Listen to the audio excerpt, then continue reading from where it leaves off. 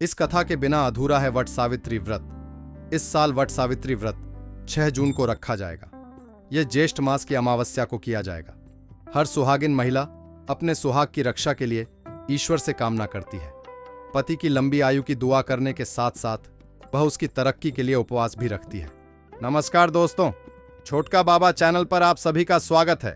यदि आप भी इस चमत्कारी व्रत की महिमा जानना चाहते हैं तो इस कथा को संपूर्ण सुनें और अपने परिवार के लंबी उम्र के लिए वीडियो को लाइक और चैनल को सब्सक्राइब जरूर करें। और हाँ, कमेंट जय हो मैया सावित्री जरूर लिखें। चलिए शुरू करते हैं। हर सुहागिन महिला अपने सुहाग की रक्षा के लिए ईश्वर से कामना करती है। पति की लंबी आयु की दुआ करने के साथ साथ वह उसकी तरक्की के लिए कई उपवास भी रखती है। ऐसे में वट सावित्री व्रत का महत्व अधिक बढ़ जाता है। ये उपवास हर सुहागिन महिला के लिए खास होता है। वट सावित्री व्रत के दिन सुहागिनें पूरे विधि विधान से पूजा करती है। इस दौरान कुछ महिला निर्जला उपवास भी रखती है।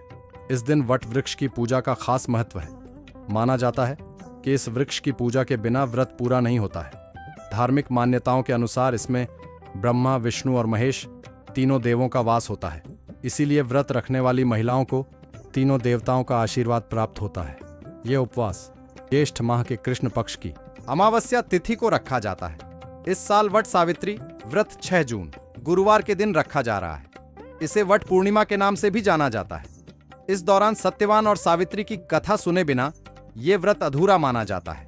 इसी विषय में आइए वट सावित्री की संपूर्ण कथा के बारे में जान लेते हैं। वट सावित्री व्रत कथा।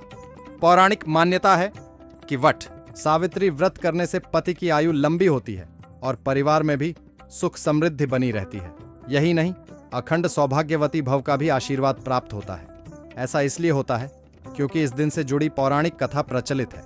ऐसा माना जाता है कि मद्र देश में अश्वपति नाम के धर्मात्मा राजा का राज्य था और उनकी कोई भी संतान नहीं थी। राजा ने संतान प्राप्ति के लिए यज्ञ करवाया, जिसके शुभ परिणाम के बाद उनके घर एक कन्या का जन्म हुआ। इस कन्या का नाम सावित्री रखा गया। समय के साथ साथ जब सावित्री बड़ी और विवाह योग्य हुई तो उन्होंने द्युमत्सेन के पुत्र सत्यवान को अपने पति रूप में वरण किया। बता दें, सत्यवान के पिता भी राजा ही थे, लेकिन उनका राजपाट छिन गया था, जिसके चलते वह दरिद्रता में जीवन व्यतीत कर रहे थे। सत्यवान के माता पिता की भी आंखों की रोशनी चली गई थी और वह जंगल से लकड़ी काटकर उसे बेचकर अपना गुजारा कर रहे थे। वहीं जब सावित्री और सत्यवान के विवाह की बात चली तब नारद मुनि ने सावित्री के पिता राजा अश्वपति को बताया कि सत्यवान अल्पायु हैं और विवाह के 1 वर्ष पश्चात ही उनकी मृत्यु हो जाएगी। नारद मुनि की बात सुनकर सावित्री के पिता ने उन्हें समझाने का बहुत प्रयास, लेकिन वह नहीं मानी। अंत में सावित्री का सत्यवान से विवाह हो गया। शादी के बाद सावित्री अपने सास, ससुर और पति की सेवा में लग गई। फिर एक दिन वो दिन भी आ गया जिसका जिक्र नारद मुनि ने किया था, सत्यवान की मृत्यु।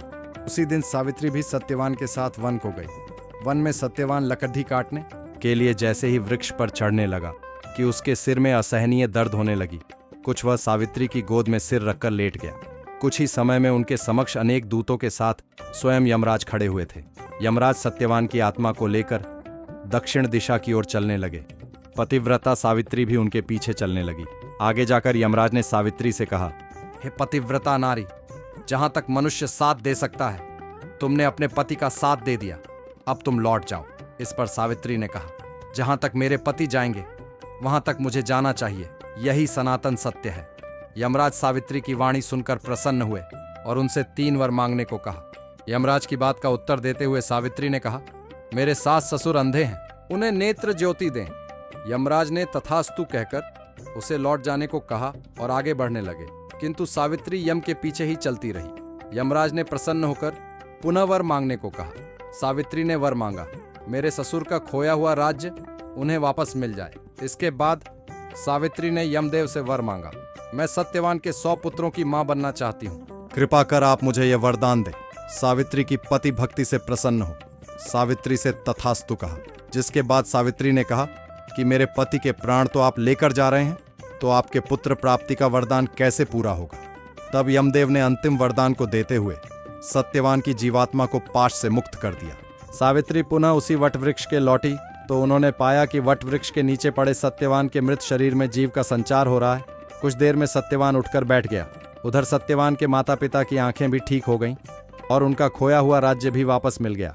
तो दोस्तों, आज के लिए बस इतना ही। उम्मीद करता हूं हमारे द्वारा दी गई जानकारी आपको पसंद आई होगी। मित्रों, अगर ये वीडियो पसंद आई हो तो वीडियो को लाइक शेयर जरूर करें और कमेंट करना ना भूलें। दोस्तों, अगर आपने हमारा चैनल सब्सक्राइब नहीं किया है तो सब्सक्राइब जरूर करें। और हाँ, लास्ट तक देखने के लिए धन्यवाद।